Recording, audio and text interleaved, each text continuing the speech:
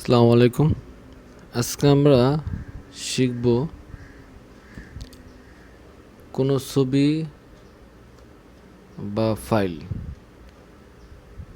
সোজা করে কিভাবে পিন দিবেন। অনেকে মোবাইলের ছবি তুলে জিমেলে পাঠায় বা হোয়াটসঅ্যাপে পাঠায়। সে ফাইলটা ডাউনলোড করে কম্পিউটারে নিয়ে ফটোশপটা এনে আপনার ফাইলটা সোজা করে ক্লিয়ার করে তারপর পিন দিতে হয়। আজকে আমরা সেই নিয়মটাই দেখব। তো আমি এখানে একটা ফাইল নিচ্ছি, একটু বড় করলাম। আমার কাজটা হলো কি, আমি এই পেজটা আগে ক্লিয়ার করব, সোজা করব, একটু বাঁকা তার আছে সোজা করব। তো সেই জন্য আমি এই আইকনটা ক্লিক করলাম। করার পরে আমি এখান থেকে কোণা থেকে যে প্লাস চিহ্ন আসার পরে পিকচারের একটা কোণা নিলাম, এখান থেকে চাপ দিয়ে টেনে এভাবে ছেড়ে দিলাম। আমার ফলো করতে হবে এই যে এই সাইডের যে কাগজটা আছে এটা কি ঠিক আছে কিনা, কাটা পড়ছে কিনা। কোনোটাই কাটা পড়ে নেই। তো এখানে আসার পর আমরা এটা ক্রপ করব। ক্রপ করার জন্য আপনি চলে আসবেন ইমেজ মেনুতে। আসার পর এখানে ক্রপ ক্লিক করবেন।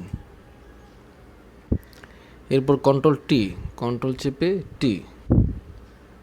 তারপর আপনার মাউসটা এই ছবির মাঝখানে রেখে মাউসের রাইট সাইড ক্লিক করবেন। করার পর এখানে ডিস্টোর্ট ক্লিক করবেন। এখন আপনি এই কোণে আসলে দেখবেন এখানে কালো যে আইকনটা দেখাইতেছে এরর, যখন আমি কোণায় চলে যেতেছি এটা কালোটা কিন্তু হালকা হয়ে যাচ্ছে, অ্যাশ কালার হয়ে যাচ্ছে। তার মানে কি এটা আমাদের কাজ করার উপযুক্ত। এখন আমরা এখানে চাপ দিয়ে ইচ্ছা মতো আমরা সোজা করে নিতে পারবো। এভাবে কোণায় আসবেন, লেফট সাইড চাপ দিবেন, ইচ্ছা মতো সোজা করবেন। নিচেটা একই সিস্টেম করলাম। প্রত্যেকটা কোণা আপনি সোজা করে নেবেন।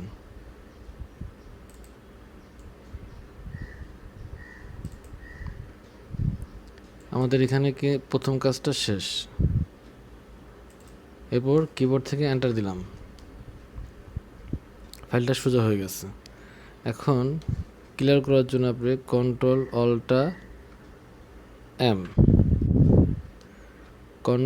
অল্টা এম এটা আসার পরে আমরা এইখানে চাপ দিয়ে এটাকে ক্লিয়ার করতে পারি।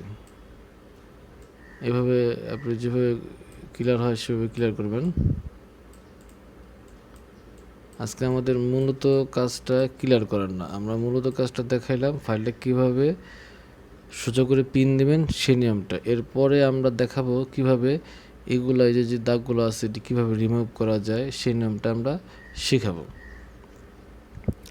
তো আমি এর মধ্যে একটা কথা বলে রাখি, এই ধরনের ফাইল ইমো থেকে অনেকে পাঠায়। তো ইমোর ফাইল যদি কম্পিউটারে জিমেলে বা আপনার হোয়াটসঅ্যাপের মাধ্যমে কম্পিউটারের ভিতরে ঢোকান, তো সেক্ষেত্রে দেখা যায় কি ওই ফাইলগুলো শো করে না। তো যে কারণে আমি এর আগে একটা ভিডিও বানাইছি, আমার এই ভিডিওটা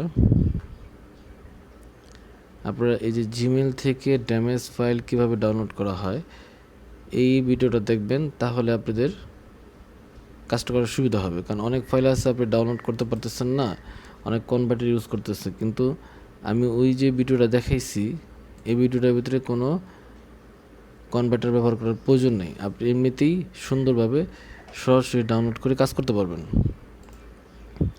তো যাই হোক, এখন আপনি এটা চাইলে পিন দিতে পারবেন। পিন দেওয়ার জন্য কন্ট্রোল পি দিয়ে ডাইরেক্ট আপনি পিনটি চলে আসবেন। আমি আবার দেখাই, কন্ট্রোল পি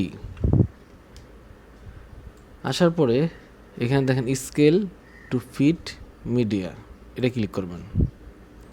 করলে আপনার এটা প্রিন্টের জন্য পুরো পেজটা ওকে হয়ে যাবে। আর যদি আপনি উপরে গ্যাপ রাখতে চান তাহলে সেটা আপনার ইচ্ছা, আপনি গ্যাপ কীভাবে রাখবেন। হ্যাঁ, তো গ্যাপ রাখতে চাইলে আপনাকে করতে হবে কি, এখানে আপনার আগে ছোটো করে নেবেন, কন্ট্রোল এ দিলাম, সিলেক্ট করলাম। কন্ট্রোল এর কাজটা হলো এই আইকনের কাজটা। তো এরপরে কন্ট্রোল টি দিলাম। টি দেওয়ার পরে আপনি এখানে শিফট চাপ দিবেন। শিফট চাপে আমি এই কোনায় যখন আসলাম তখন দুই সাইডে অ্যারো আর চিহ্নটা আসছে। এটা আসার পরে মাউসটা চেপে আমি এটা শুরু করলাম।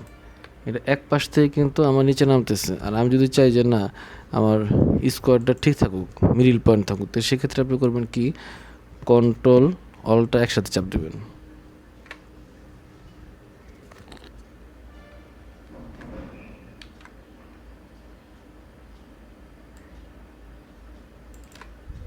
একসাথে চাপ দিয়ে আমরা এভাবে নিলাম, তারপর এন্টার।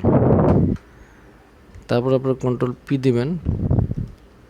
তারপরে সেম আমি এর আগে যেটা বললাম স্কেল টু ফিট মিডিয়া, এটা ক্লিক করবেন। এরপর আপনি পিনটে যেয়ে পিন দিবেন, হয়ে যাবে। তো আজকের ভিডিওটা এই পর্যন্তই। আশা করি আপনাদের খুব উপকার হবে। তো ধন্যবাদ। আর আমি আরেকটা কথা বলে রাখি, এই জন্য এটার জন্য আপনাকে অ্যাসটা কোনো A4 পেজ নিতে হচ্ছে না। আপনি চাইলে A4 পেজ নিয়ে কাজ করতে পারেন। হ্যাঁ, A4 পেজ নিয়ে কাজ করতে পারেন, কিন্তু আপনার এটার প্রয়োজন নেই। তো A4 পেজটার নাম কি, কন্ট্রোল এন দিয়ে আমরা এখানে পেপার সাইজ দিচ্ছি A4 দেওয়ার পরে আমরা এখানে ওকে দিয়ে নতুন একটা পেজ আছে। আপনি চাইলে এভাবে পেজ দিতে পারেন। এটা সিলেক্ট করে আমি টান দিয়ে নিয়ে এখানে আসলাম।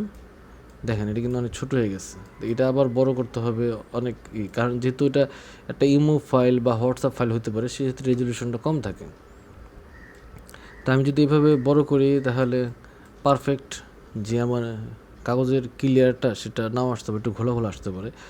আর এখানে যেটা আছে সেটা একদম ক্লিয়ার কাট আসবো।